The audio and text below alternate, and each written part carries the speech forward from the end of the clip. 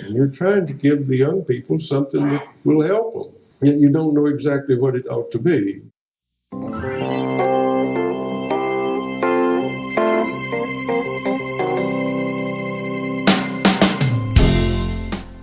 Welcome back to the TeachThought podcast. My name is Drew Perkins, and I'm the Director of Professional Development here at TeachThought. I'm excited to announce something we've been working on in response to a large number of requests that we get from individuals. Most of the work that we do around the world is on-site at schools who bring us to work with their staff. But we do get lots of requests and emails from individual teachers who are looking for services or leaders who are looking for services. So in response to that, we're developing and we'll be offering a number of events outside of our summer conference, which has been going on for 3 years now, our Grow series. So as of right now, if you go to wegrowteachers.com/events, you'll see one event listed with more to come. Friday, October 18th, we will be offering a leadership PBL, developing a sustainable project-based learning implementation plan workshop, where school leaders can come together and develop a better understanding of project-based learning so that they can support teachers. Also, in that process, you will develop a short and long-term implementation plan to get you started on a sustainable PBL implementation. And think about the systems and practices and curriculum pieces that you might want to change to better support that, as well as clarifying and aligning the work with your mission and purpose and vision so that your professional development is more meaningful. So I encourage you to, again, go to wegrowteachers.com/events. There is a pre-registration button there right now. Regular registration we hope to open very soon, as well as some other events around creating a culture of inquiry and open registration PBL workshops in other locations outside of Louisville, as well as a leadership network series of events that we're working on. So I'm excited to bring all of those things to you. And again, if you go to wegrowteachers.com/events or sign up for our email newsletter, which you can do on our site, you'll get updates on those things as they come and as they happen. As always, we encourage you to share our podcast and our blog and our events and anything related to TeachThought professional development. Our mission is to help you better educate and prepare students for the modern world and refine your teaching craft in doing that. So we always encourage you to share anything you think is meaningful and helpful with your network and friends in ways that might help them do the same.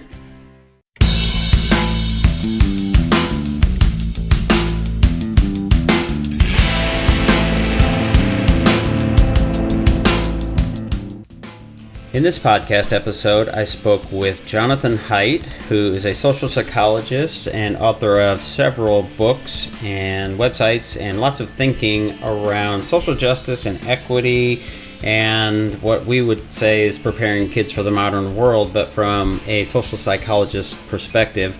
I can't recommend highly enough the book, his latest, which is called The Coddling of the American Mind, with his writing partner Greg Lukianoff. The websites that we have in the show notes as well, I think really helpful. And talking about how we might stop making kids or helping kids to stop being so fragile, and those kids of course become adults, and how we could be more anti-fragile, which I think really leads into our polarization. We touched on some of the educational pieces that are around screen time and critical thinking, and how I think our curriculum and the way that our education has been designed or redesigned has led us, in some ways at least, to the current state we're in, where we sort of have this us versus them mentality and are unable to really notice the complexity and nuance and give each other the best sort of representation of them, and thinking about their intent versus impact. So lots to talk about. I certainly think, again, this is a super important topic and cannot highly recommend enough the book, The Coddling of the American Mind, if you're involved in social justice and equity work, as well as really just building better kids for the modern world who are going to become adults. So hope you enjoy the podcast. Jonathan, welcome to the podcast. Actually, he prefers to go by John, but he publishes under Jonathan Haidt, who's a social psychologist and author of several books. But I'm going to give you an opportunity to give our listeners a little bit more background on the work that you've been doing recently, because we're going to talk about some important things, hopefully, that are really relevant to education and teaching and learning. Sure. Well, thanks, Drew. Thanks for having me on. I am a social psychologist. I taught at the University of Virginia for 16 years in the psychology department. I then moved to the NYU Stern School of Business, kind of almost by accident, almost as a fluke. But I discovered that doing research on business is a very good way to improve the world. And I study moral and political psychology. I didn't really have much to do with K-12 education. But my research took me to the study of some strange things that began happening on college campuses around 2014, which originally we thought were caused by strange things and bad policies on college campuses, which led my friend Greg Lukianoff and I to write an article called The Coddling of the American Mind in 2015. But what we've discovered since that article came out is that the rising fragility, anxiety, and depression of college students was not caused by college. It was already baked in by the time they got there. And so since then, I've been really focused on what we're doing to Gen Z.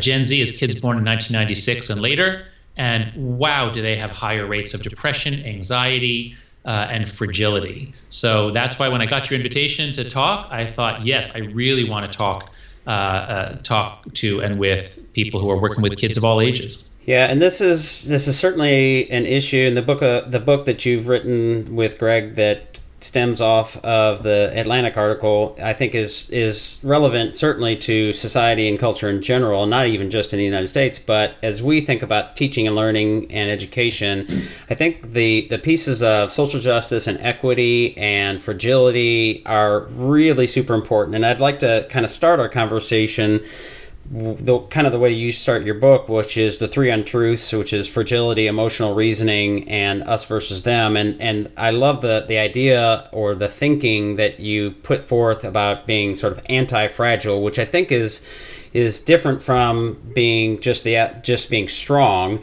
And one of the things that I want to really explore here is with our teaching and with our teachers, as we're navigating a really polarized society and a really hyper fragile, I guess, for lack of a better word, in our K-12 experience in higher ed, and we've seen evidence of it in higher ed for sure, but in K-12, how do you suggest, or what are you seeing in K-12 or suggestions to help teachers think, first of all, I think importantly, themselves about these really important topics so that they can then help their students think about them in a way that's meaningful? Yes. So antifragility is the central concept. So let's talk about that. But before we do that, I want to ask your listeners, especially those who've been working with kids for more than 5 years, I'd like to ask everybody to reflect on what changes they've seen and whether it's been just steady. You know, every generation likes to make fun of the one after it, or every generation thinks, oh, kids today are soft.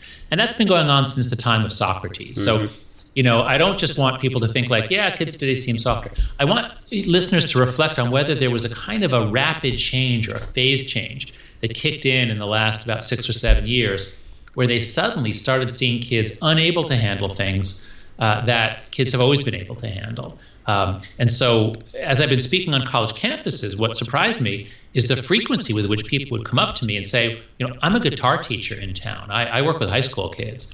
And just in the last few years, if I criticize them, they won't come back the next lesson. They find it too painful. So a lot of people are noticing that something happened to kids born after 1996 that has made them really fragile. So let's talk about anti-fragility. So it's a really useful word invented by Nassim Taleb. He's a really interesting guy. He wrote the book Black Swan. He's a really contrary thinker. And he was interested in the property of systems that get better and stronger when you challenge them or threaten them or drop them. And he's coming out of the financial crisis. He noticed that the banking system was so fragile. So he called this before the financial crisis. He was one of the few people who said our banking system is going down because it hasn't been challenged, it hasn't been stressed. And so when a problem occurs, it's going to crumble. And he was right. So after that, he wants to write this book, and there's no word for the opposite of fragile. You might think resilient, but as he points out, if something's resilient, that means it doesn't break. It's like plastic is resilient. It doesn't break if you drop it. But what he wanted to know is, what's the word for systems that get better when you drop them? So glass is fragile. If you drop it, it breaks. Plastic is resilient. If you drop it, it doesn't break, but it doesn't get better. And so he has to make up the word anti-fragile. And there are a lot of systems like this. It's a very general property of biological systems. So, the more you rough up your hands, the tougher they get, because the skin forms calluses to the extent that they're needed. The more you use your bones, the stronger they get, because our bones are built to get strong to the extent that it's needed. And if you take it easy on your bones, if you're weightless for 6 months, they get weak. And the best example is the immune system. If you use a lot of antibacterial wipes, if you put your kids in a bubble and you don't let them play with dirt or germs, you are not helping them. You're preventing their immune system from learning what it needs to learn. Our immune system has to be exposed to dirt and germs and even parasites in order to develop the antibodies to those. So once you understand it in the sort of physical, biological sense, now you can understand it in the psychological sense too. It would be, if our kids are teased at school, we all feel bad. We don't want them to be teased. But if you could wave your magic wand and say, nobody will tease my kid or criticize my kid or exclude my kid until she's 18. I want protection for my kid until she turns 18. Now, if you could do that, would you?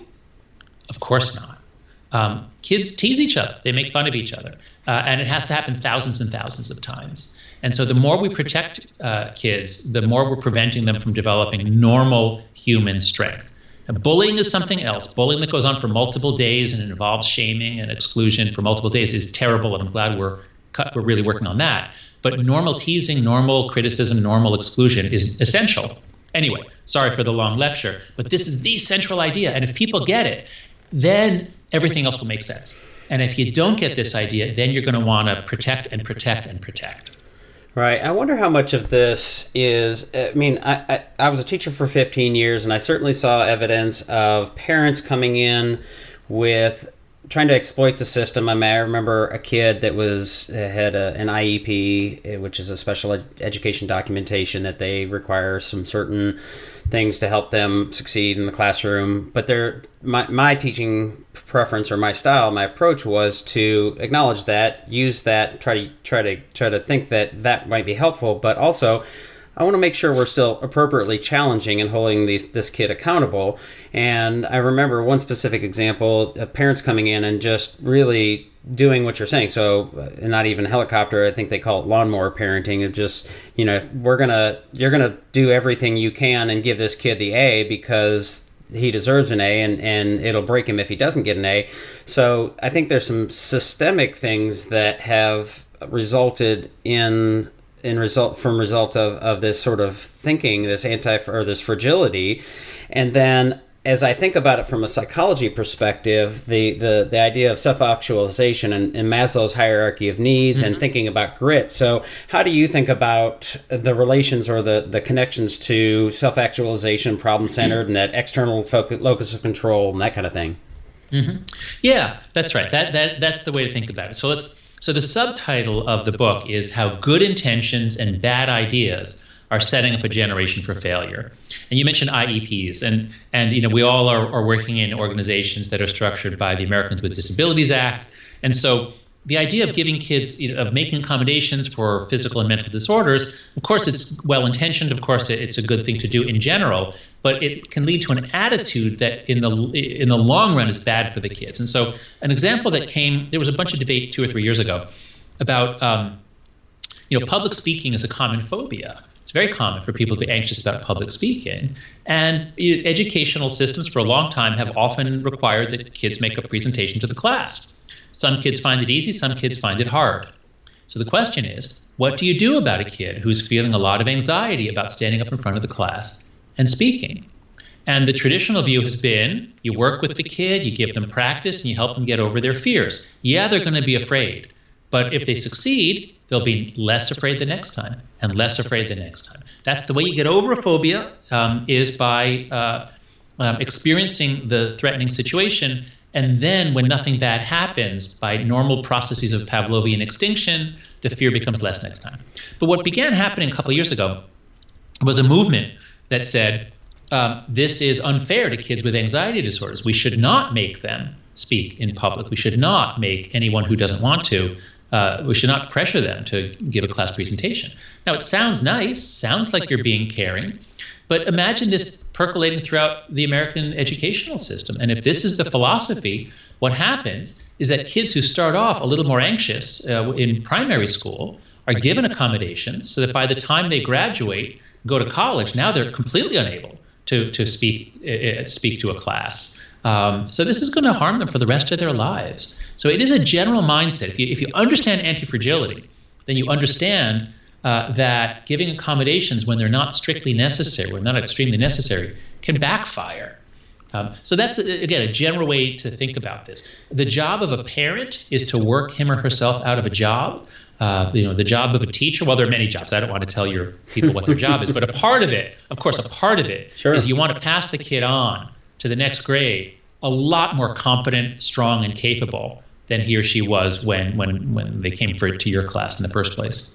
Right. So as we think about, a lot of the work we do is around project-based learning, and I'm not sure how familiar you are with that, but one of our what we call levers of quality when we think about project-based learning is autonomy, and that's a really hard thing for teachers to navigate, because first of all, they're like, I don't know if I'm comfortable giving up control, which is a whole different issue, but one of the things I think they really struggle with is how do they find that line, or really perceive accurately the line of productive struggle versus shutdown for autonomy. And again, it kind of gets back to that grit. Where does that line begin and end where a kid will shut down and struggle?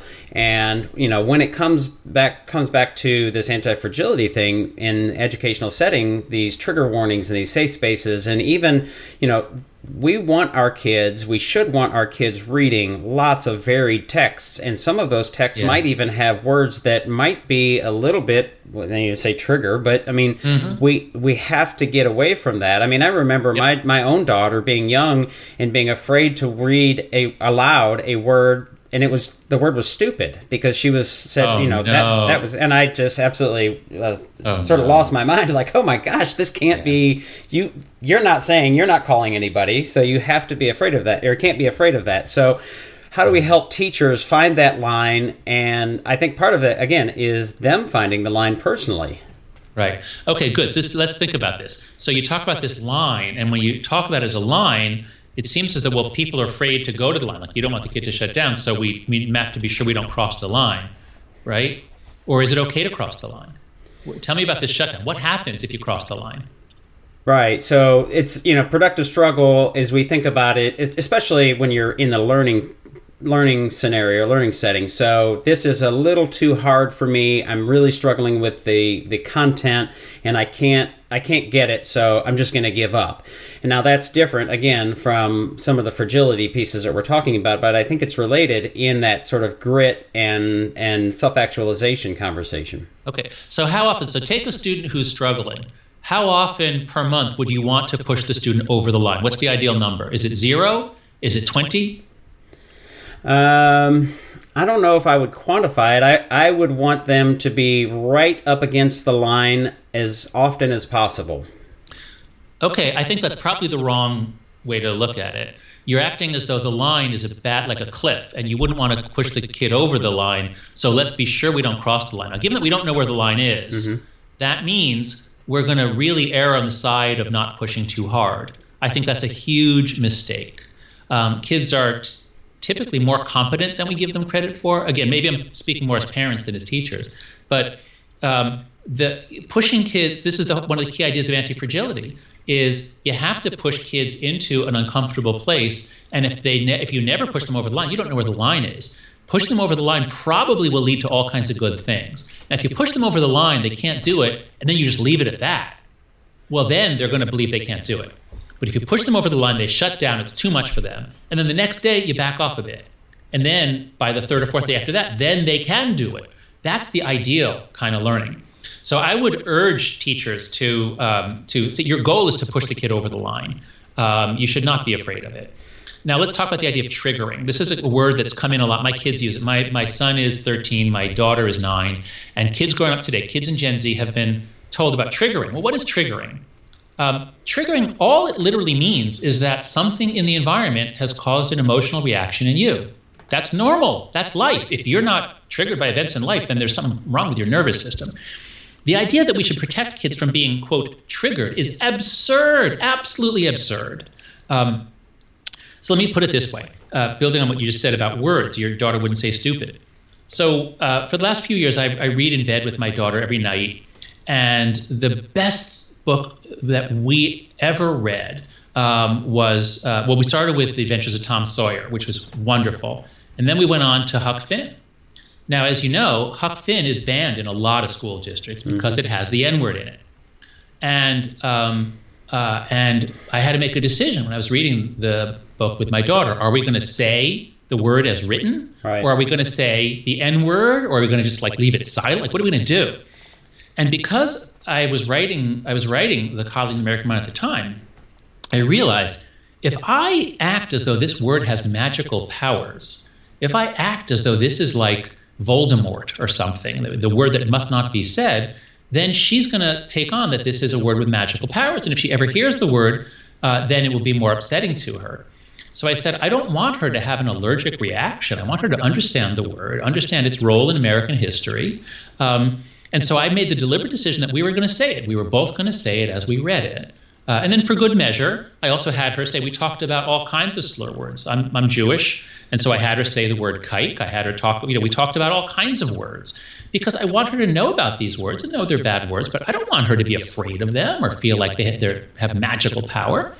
So I think it's an enormous mistake if we take classic works of American fiction that are beautifully written, that have been used for generations, To Kill a Mockingbird, Huck Finn. These are amazing works to talk about with kids. But we have this new idea that if one kid in the class is, quote, triggered, we can't push anyone over the line. Let's just ban the book. Mm-hmm. So again, this is how the problem arises. This is why kids coming to college can't cope with college. Again, most can, but a lot are having trouble now. And 5 years ago, it wasn't like this.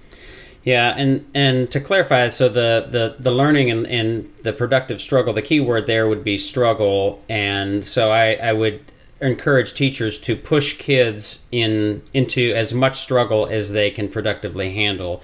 And I would agree with you. So that idea that words are violence and giving them magical powers is an awful idea. Right. An awful thing to teach children. And as we think about that, so there are words that are appropriate in certain contexts and others. And so helping kids think about what are the contexts and ask the question, and we're all about inquiry here. So in which context is this word okay? And I personally think using the N-word in reading a text in an academic discussion is appropriate because, and it wouldn't matter necessarily who's saying it. And I think that's maybe controversial, and not maybe, it is controversial, but the idea that, and you get to this idea of intent versus impact and the microaggressions, and we're seeing a lot of that work in our schools, and I've talked with Bradley Campbell, who I know you mentioned in the book as well. So talk a little bit about that intent and impact, and especially I'm thinking it's probably more so in language than necessarily behaviors, but maybe I'm wrong there. So a big word, there's like 5 or 6 big words that came into universities around 2014, 2015. So trigger warning, safe space, biased response teams, microaggression, cultural appropriation. That's a package of concepts. They're very political concepts. They're related to a certain conception of social justice. There's some conceptions of social justice that I think are unarguably good, we're all in favor of, and there are others that are very ideological and that are not clearly related to good student outcomes. So this whole set of words comes sweeping in around 2014, 2015, and microaggression is a big one. So let's talk about that. Okay. So microaggression, I think it was defined, I think by Chester Pierce, I think was the name of a scholar in the 70s who first talked about the word.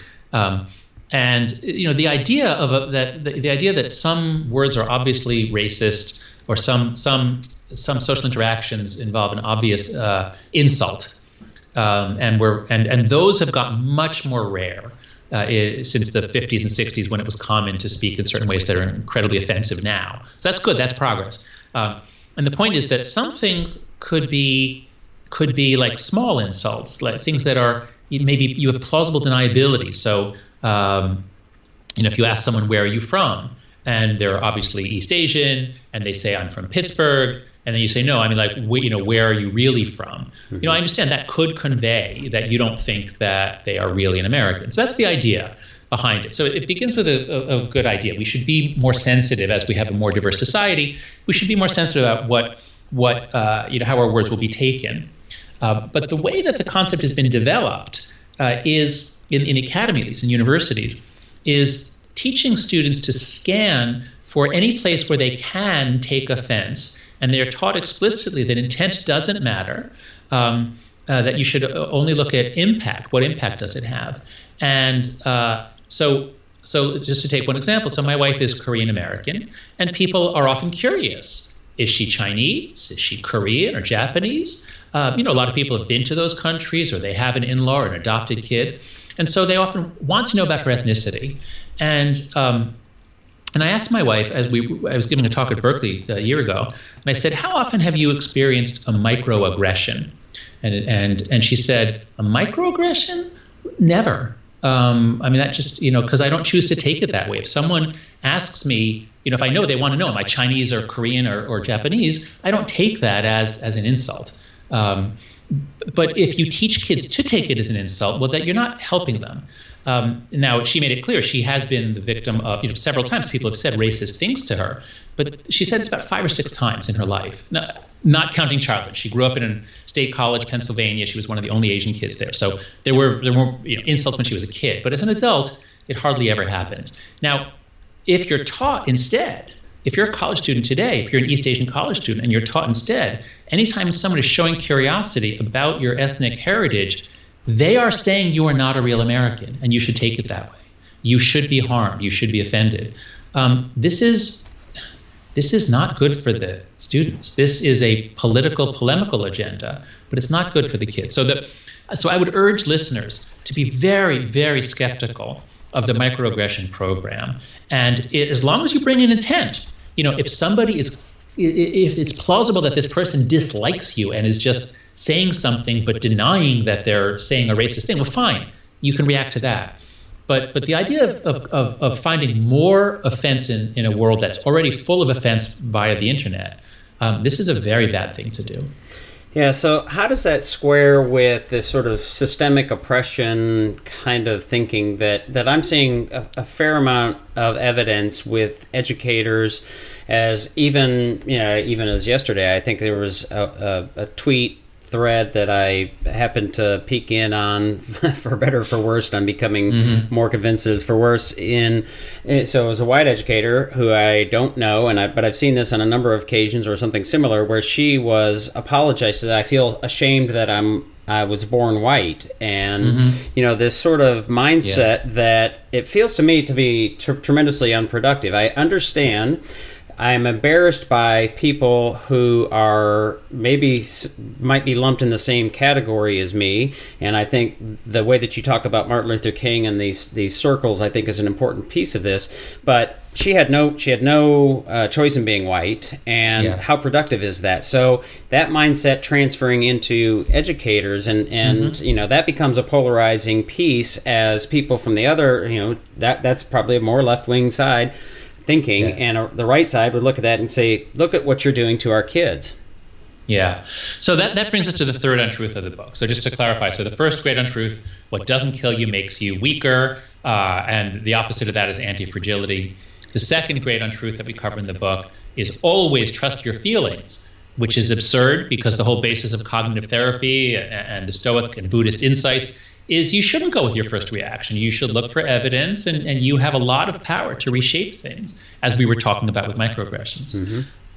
Then the third great untruth, which I think is the most important of all, is life is a battle between good people and evil people.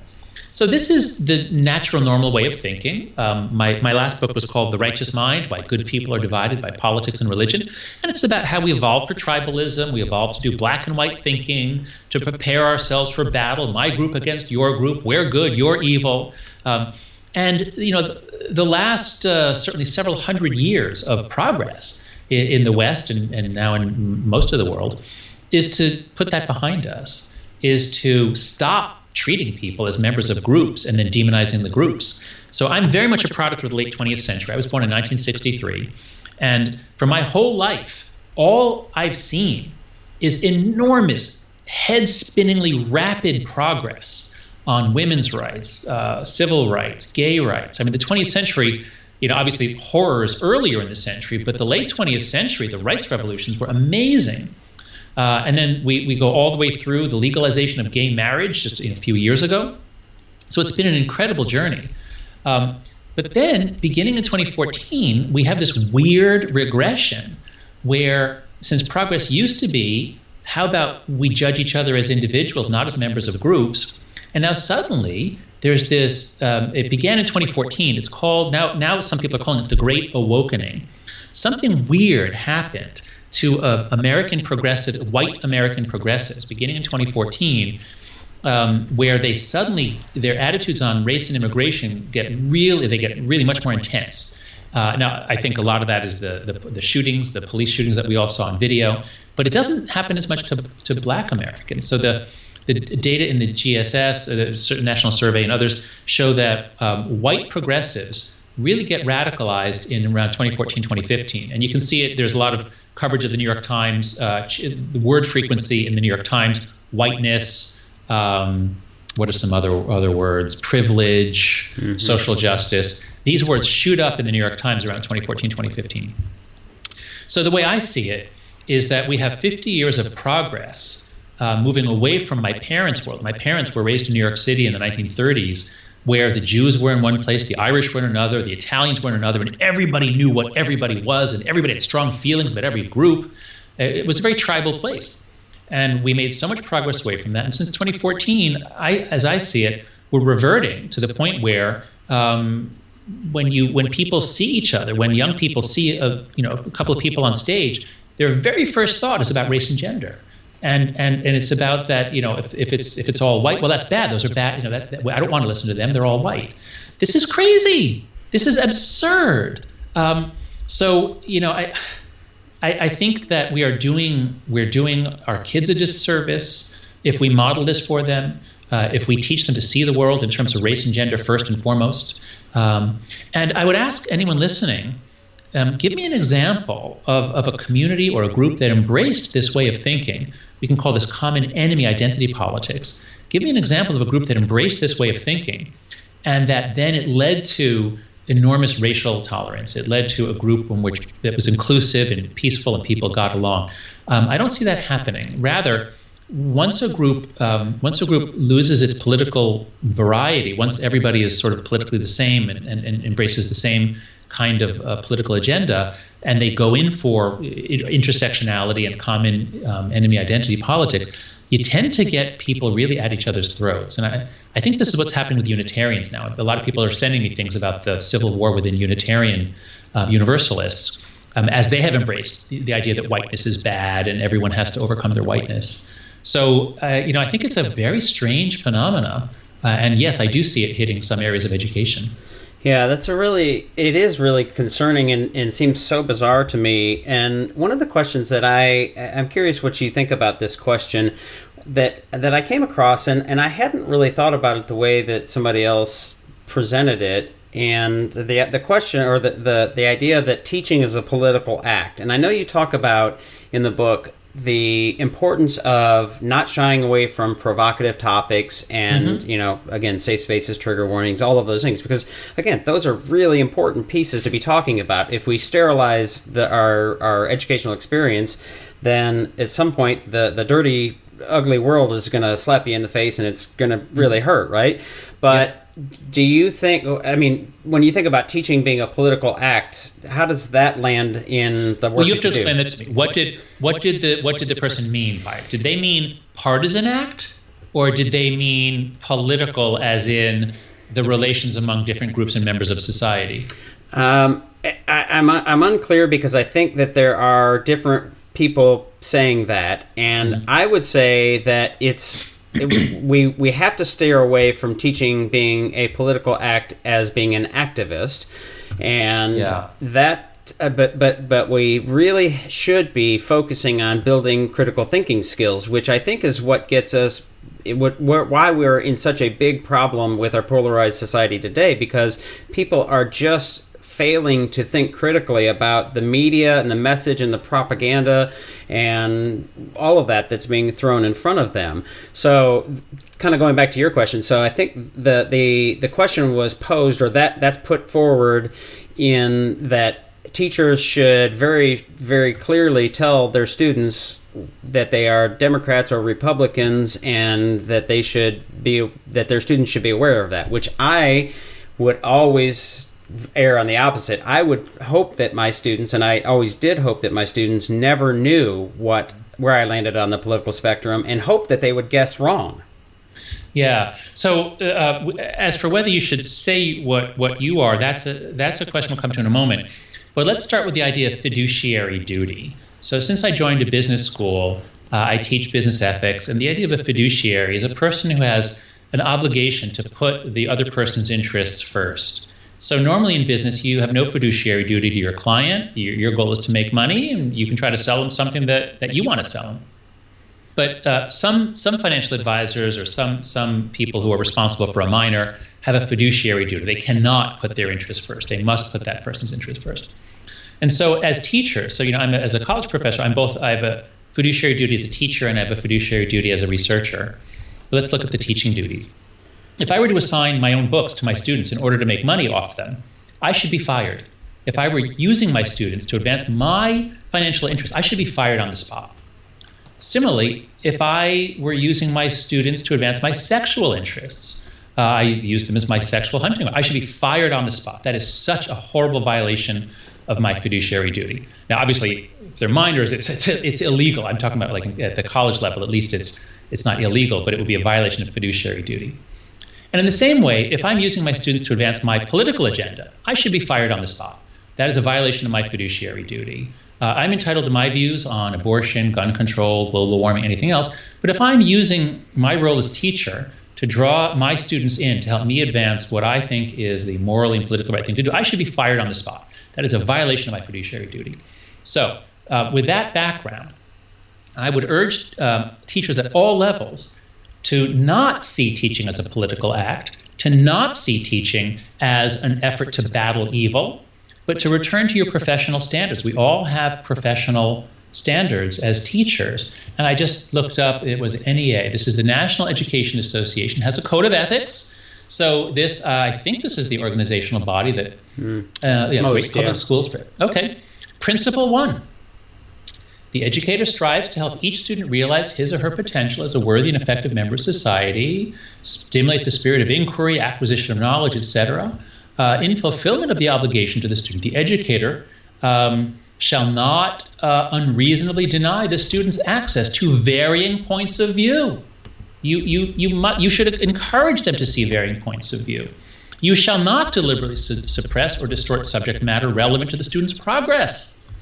Oh my God! Just read these first cases. You shall not, on the basis of race, color, creed, sex, national origin, political or religious beliefs, et cetera, exclude any student from participation, give any advantage to any student. So I see educators who think of themselves as activists, or rather, of course, you can be an activist after school. That's no problem at all. Sure. But those who bring activism to the classroom, I think, are in very clear violation of the NEA Code of Ethics.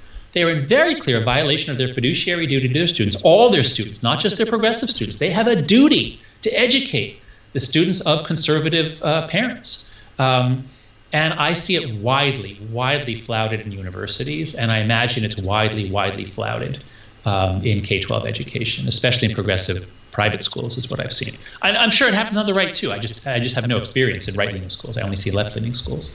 Right, and I think it's despite how important you might think pushing your agenda is, I think it's got to be, it's sort of like the scientific method. You have to strive for an agnostic approach to that, and thinking about, all right, let's build critical thinkers and let's get them to a place where they're asking the really important questions, not what to think, but how to think, and getting into that piece, I think, is what we're missing in that section there.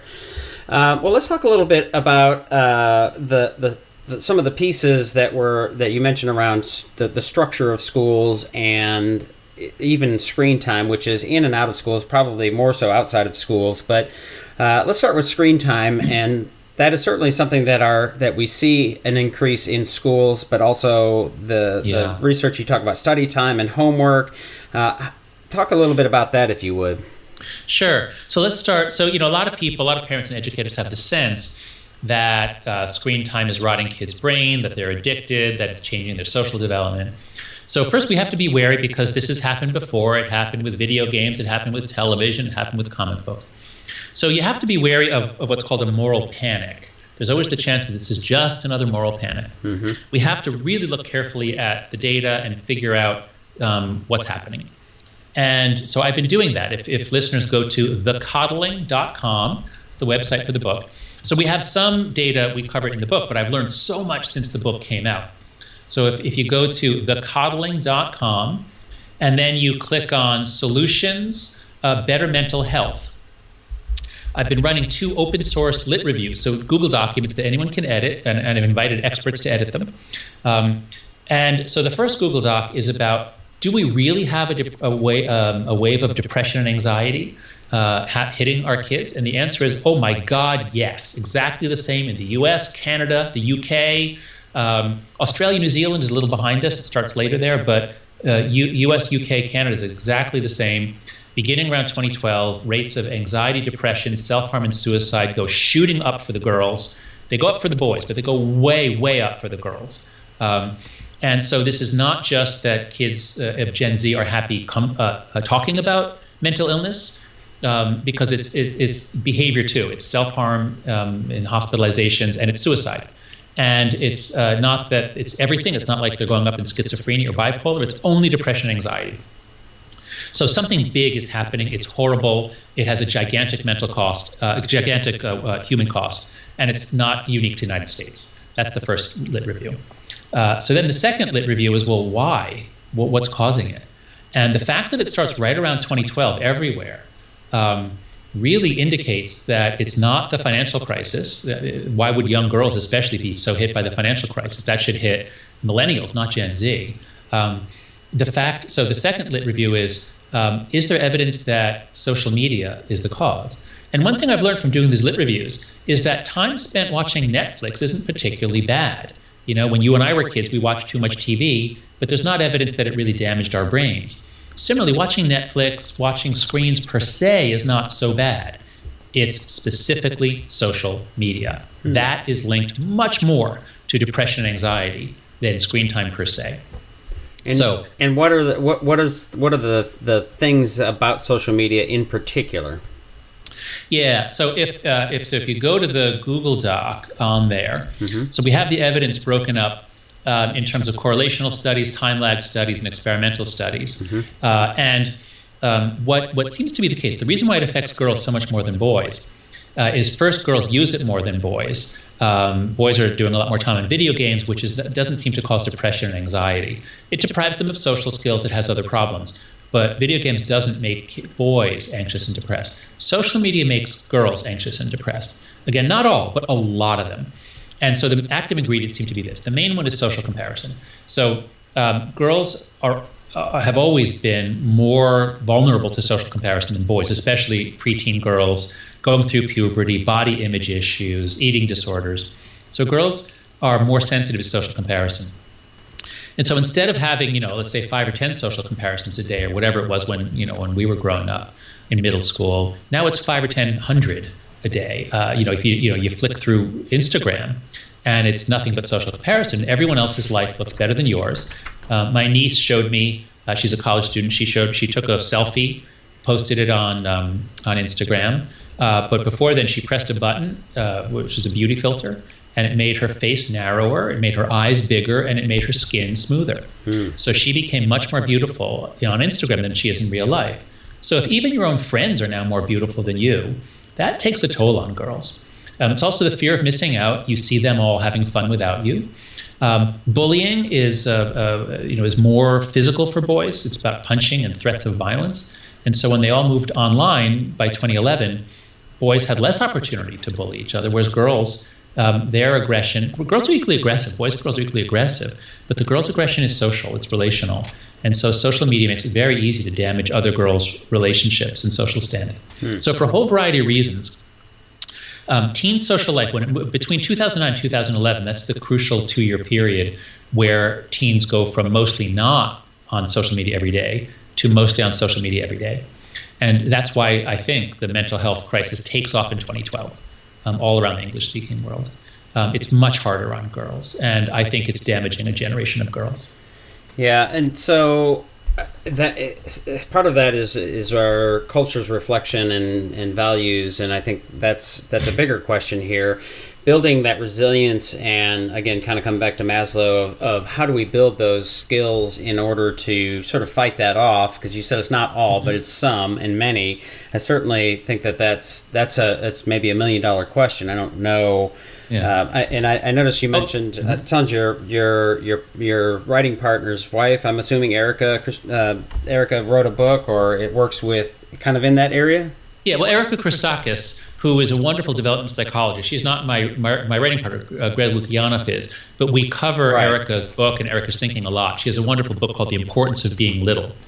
And she laments the fact that preschool and kindergarten used to be about play and mastering basic social skills. That's what kids most need to do.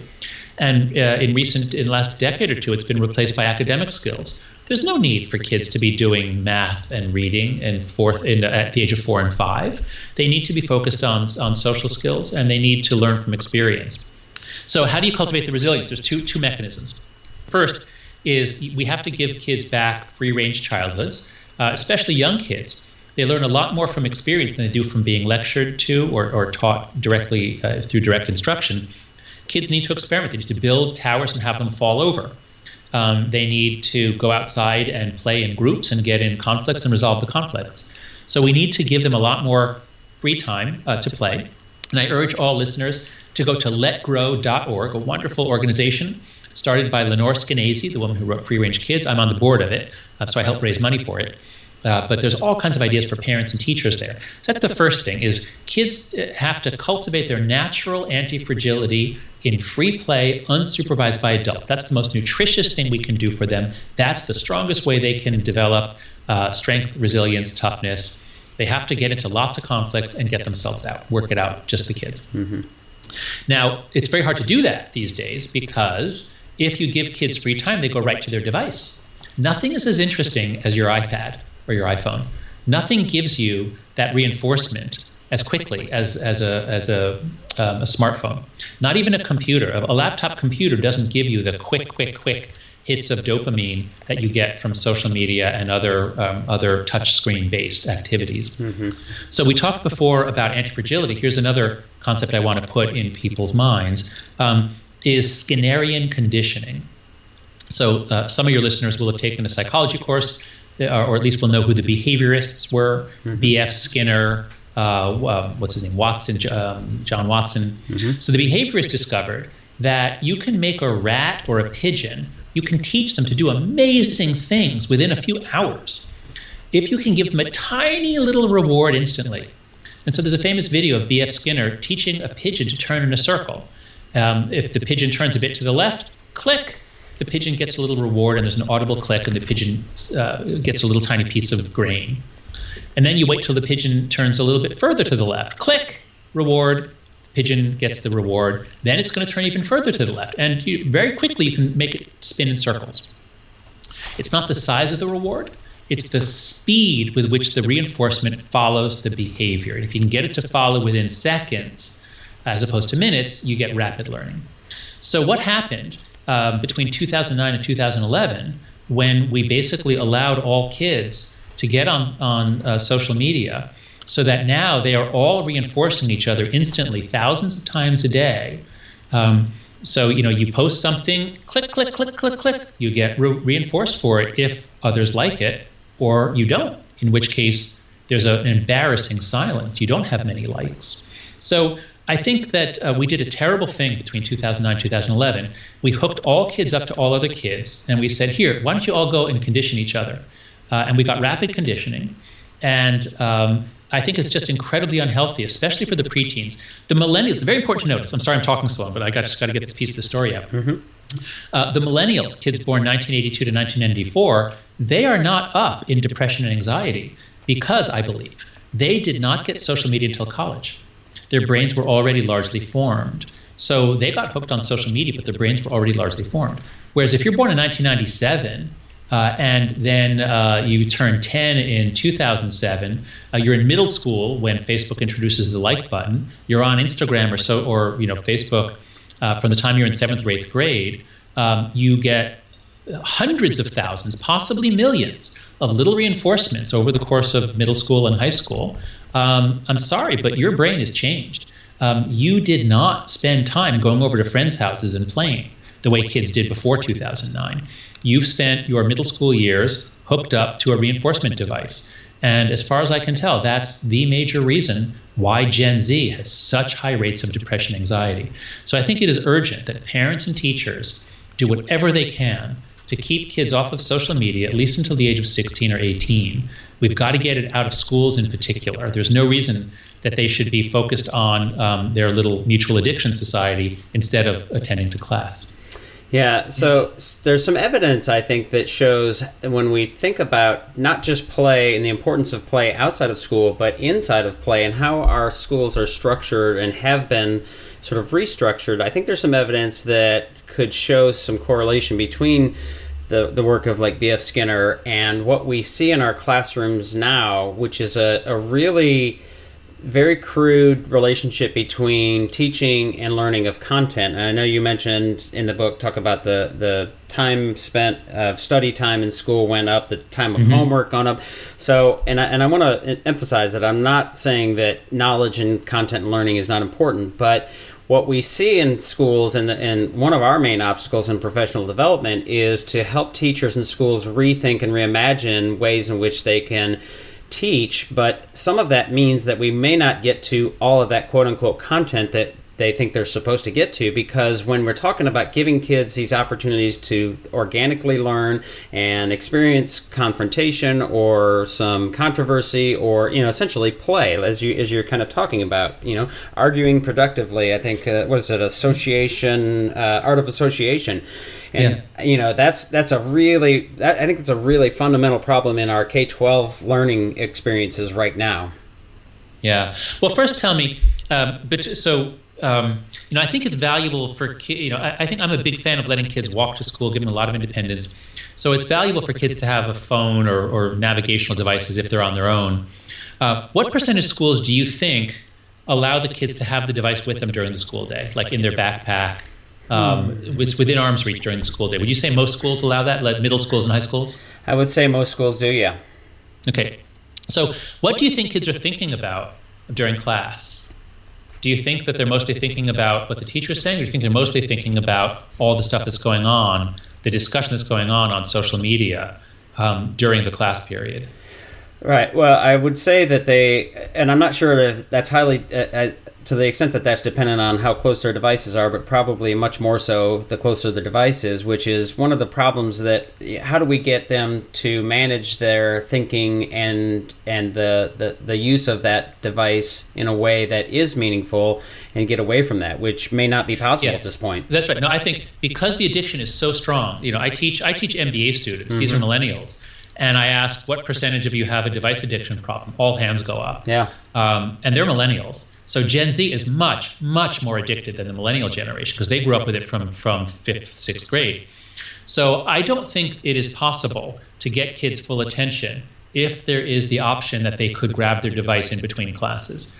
They are so desperate to reconnect, to make their opinions known about what just happened, or to comment on. So I think that any school that allows kids to have the device with them, even if you say you can't take it out, it's like you have a bunch of heroin addicts and you say you can carry the heroin in your pocket, just don't actually shoot it up. Mm-hmm. And what do? My son goes to a selective middle school in New York City, a public school. But at recess, at lunch, the kids all have their devices out. So there's no chance to play. I shouldn't say there's no chance. They do sometimes play games. But so many of the kids are on their devices now that there's a lot less play. Right. And I think schools really need to have a policy. We discourage the use of devices, but if you want to bring one to school, you have to check it. You have to lock it. You cannot have it within arm's reach during the school day. I really don't see any way that you could get their full attention if it's pulled to their device. Yeah, it is a really hard one, and as a parent, Wait, why is it hard? It's hard. What I just said is so easy. Why can't you just not give kids access to the device during the day? What's hard about that? It's hard for me as a parent, where my kids are we have a divorced family, and trying to give me a way to keep in touch with them and connect with them. So that's for me a real challenge. And wait, during the school day, you need at 10 in the morning, you have to reach them? No, not at school. And that point, I would concede. And so checking them during the school day, perhaps it makes gets that out of the way. But even in my evenings with them, like you said, they go straight to them, and getting them to get away from those things is just nearly impossible. It's a fist fight, No, it used to be. I know exactly what you mean. And we all went through this. I went through this with my kids. You come into the room and you see a flurry of activity, and you think, wait, did she just hide her iPhone? And they did. They just tucked it behind them because they didn't want you to see that they were on their device again. Once Apple introduced the screen time controls, they work great. So I've been using Custodio on their laptops, and then Apple Screen Time. Mm-hmm. And so my son, he has 2 hours. He has 2 hours of time on his iPhone and 2 hours of time on his laptop to use however he wants. And I think 4 hours a day of screen time is pretty generous. He does run out, but the point is, he decides for himself what he most wants to do. Right. And if you do not put on those limits, there are 1,000 programmers and psychologists in Silicon Valley who will keep your kid on all day long. A lot of kids, you see the numbers. The average member of Gen Z, they're spending 7, 8, 9 hours a day on their devices. It's insane. I don't know how they can possibly do that. A lot of it comes from sleep. They don't sleep as much. So you have to have limits. If you're not putting limits on your kid's device time, then you're basically saying Silicon Valley gets to decide how my kid spends his childhood. Right. Yeah, and I do. I have a limit of 3 hours on my children's, and it's a really difficult problem and unique in many ways because of the dopamine that. It's different from when you and I were kids, and I had 1 hour of TV a day. So television didn't give us a lot of dopamine, right? But the quick stimulus response. There's never been a more effective slot machine. So in the same way, if you've ever been to a casino and you've seen people addicted to the slot machine, it's pathetic. They sit there putting in the quarter, pull the lever, and then you have to wait a little while. You have to wait 10, 20 seconds before you see whether you got the reward. An iPhone is much faster. It's much more addictive than a slot machine. And the idea that we would put slot machines in a 10-year-old kid's pocket is obscene. Right. Well, I'm mindful of your time, but I do want to give you an opportunity to talk about Open Mind, which is something new, openmindplatform.org. I'm committed myself to this free, really having these hard conversations and breaking down these polarization pieces. I know you're involved with Better Angels, which I've had on the podcast, but tell us about Open Mind. Sure. So first, let me just make clear, because I'm sure people are often wondering. I'm a centrist who only votes for Democrats. I don't have a dog in this fight. My game is to turn down the volume, turn down the hatred, so that democracy can work better. The more we're angry, the more we're tribal, the more likely our democracy is to fail. And quite frankly, I think there's a good chance that American democracy is going to fail catastrophically in the next 20 or 30 years. I'm not betting on it. I'm not moving my family to New Zealand, but I think there's a very high chance that our country is going to fail. So I'm extremely alarmed. I would say I'm terrified, actually. All right, so with that preamble, what do we do about it? As a social psychologist who studies this, I thought it was essential that we expose people to the best ideas on the left and the right, in college at least, students should at least read the best ideas. What you get on social media is usually the worst ideas from the other side so that you can hate them more. So I developed this program originally. It was called the Viewpoint Diversity Reading List, just so that you get the best ideas from all sides. And then this wonderful woman, Caroline Mell, who'd been working for me as a research assistant, had the insight that we need to make this much more engaging if we're going to get students to do it. And she turned it into the Open Mind program. So if your listeners go to openmindplatform.org, they can get a link. You can just register, you get a link, you can send it to your class, and then they click on the link, they create their own account, they go through the program. It's 5 modules, each takes about 10 to 20 minutes. So you can do it in 2 days, or you can spread it out over a whole semester. But it basically teaches you why it's valuable to be exposed to a variety of views, why it's good to cultivate moral humility, intellectual humility, why it's so hard. We teach you some psychology about confirmation bias, all kinds of issues about critical thinking, growth mindset. So it's a way of preparing students to have conversations during a time of political polarization and dysfunction. We designed it originally for college freshmen, thinking that it would be best for students coming into university, but it turns out that there's enormous interest in it from high school teachers and from corporations, because these problems, as America gets more and more polarized, as more and more people are fighting and damaging relationships over politics, it's more and more important as a basic skill to be able to navigate a politically fraught terrain. So I urge anyone who's teaching a high school class, especially if it's social studies or anything where you'd be covering any sort of political issues, check it out. Try it with one of your classes and see if it doesn't improve the conversation. We have evidence that it makes students more open-minded, less polarized, less angry at the other side, more willing to listen. And we're currently conducting research to figure out whether it actually improves the discourse. With natural language processing, I should say. Processing of natural language, does it become more open, less, definitely, totally, certainly, or is it more like, well, maybe, well, on the one hand, this. So, so me and my colleagues in social psychology, we're trying to do something about this. Yeah, well, I applaud that, and I would highly recommend any of our listeners who are interested in thinking about social justice and equity and preparing kids for the modern world, check out your book, read it, The Coddling of the American Mind. I really enjoyed it. I really think the work that you're doing is really important. I appreciate the time and the conversation, and again, I can't recommend the book enough. Any other places you want to send folks or ways to get in touch with you? The most important thing is, I think, for people to check out letgrow.org, both as parents and as teachers. And if you want to dig into the academics of it more, go to thecoddling.com, where Greg Lukianoff and I have a lot of follow-up information, a lot of videos, links to all kinds of academic resources. And if you're particularly interested in political polarization and why our country is going to hell politically, my book, The Righteous Mind, from 2012, goes into that. And I'll just close by saying the problems that we thought were happening in universities turn out to be problems of American childhood and teen years. And there's all kinds of reasons why this is happening, but it is absolutely vital that our K-12 teachers understand the increasing fragility and teach in ways that help students become stronger, less fragile, more resilient, more curious, and teach them to approach ideas in a way that is fearless and that they'll grow from. So thank you for giving me this opportunity to talk to an education audience. Thank you for what you do, Drew. And I'll talk to you soon. Yeah, thanks again so much for the time. Appreciate it.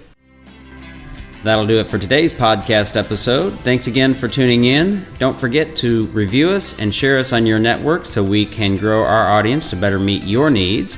Also, don't forget to find us on our websites, TeachThought.com and WeGrowTeachers.com, as well as our various social media outlets.